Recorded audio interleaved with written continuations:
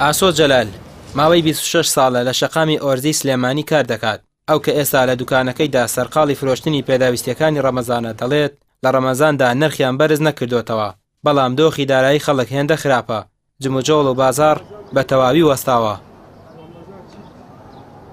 بۆ بازار بەعام بڵێ بازار نەماوە، بازار زۆر کەس بووە.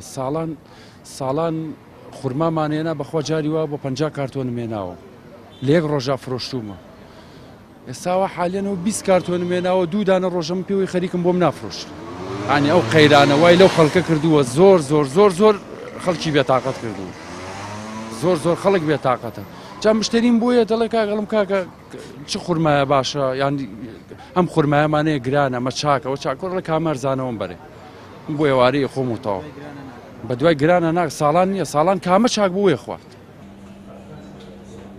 لیژنەکانی قایمقامیەت پێش هاتنی مانگی ڕەمەزان هۆشیاریاندا لە بەرزبوونەوەی نرخی خواردن و پێداویستەکانی تر لە بازاردا و لە ڕێگەی لیژنەکانیانەوە چاودێری تەواوی بازار دەکەن بە جۆرێک هەر فرۆشیارێک سەرپێچی بکات ڕوبەڕووی لێپێچینەوە دەبێت. لیژنەکانی چاودێری بازرگانی و لیژنە تایبەتمەندێتیەکانی دایرە پەیوەندیدارەکانی تریش بە هەمان شێوە ڕاست پێراون کە بە دوواداچوونەکانیان زیاتر بکەن لە ناو بازاڕە و بە دوواداچوونی زیاتر ئەکەین بۆ مەسەلەی نرخ و مانگی ڕەمەزان و خواستی هاوڵاتیان نەبێتە مای ئەوەی کە خوا نەخواستە ئیستیغلالی هاوڵاتیان بکرێت و نرخ لەسەر هاوڵاتیان بەرز بکرێتەوە. کێشەی هاوڵاتیان شتێکی ترە، زاڵبوونی قەیرانی دارایی بەسەر گیرفانی فەرمانبەران و تەنانەت کاسبکارانیش خواستی خەڵکی لەسەر کڕینی شتومەکەکان کەم کردوتەوە. لانی کەم هاوڵاتی دەیەوێت کارێک بکات بە کەمترین نرخ بەدەستی پڕەوە بگەڕێتەوە بۆ ماڵەوە و بە سفرەیەکی پڕ بەربانگ لەگەڵ خانەوادەکانیان بکەنەوە. خەڵک هیچ داهاتێکی نەما، هیچ پارەیەکی نییە، مەجبورە لە بە خاتری مناڵەکانی بێتە بازار شەربەتە شیرینی شتێکە ئەگە بە قەرزیش بێ بکڕێت چاری نییە. وەڵای نرخەکان ئەگەر لە 100 با بڵێن 30 نرخەکان لە هەموو شتەکان داشکاوێت داهاتی خەڵکی 180 بۆ 85 کەمی کرد.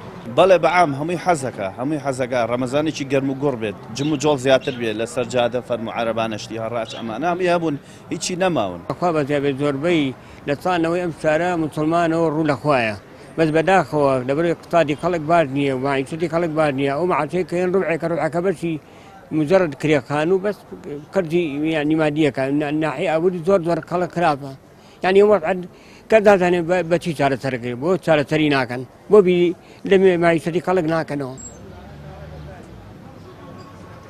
لەگەڵ ئەوەی قەیرانی دارایی زیاتر لە 3 ساڵە بەرۆکی خەڵکی لە باشووری کوردستان گرتووە، بەڵام پێشوازیان بۆ ڕەمەزان هەر ساڵێک بە گەرموگوڕی بووە و دەبێت. وەکو زۆرێک لەو هاوڵاتیانەی لە بازار چاوەڕێی بەربانگیان دەکرد دەڵێن مانگی پیرۆزی ڕەمەزان تەنها مانگێکە لە ساڵ کە ئارامی و ناخۆشی یانزە مانگەکەی تریان بیر دەباتەوە. ڕامیا ڕوسمان، کەناڵی ئاسمانی پێیام، سلێمانی.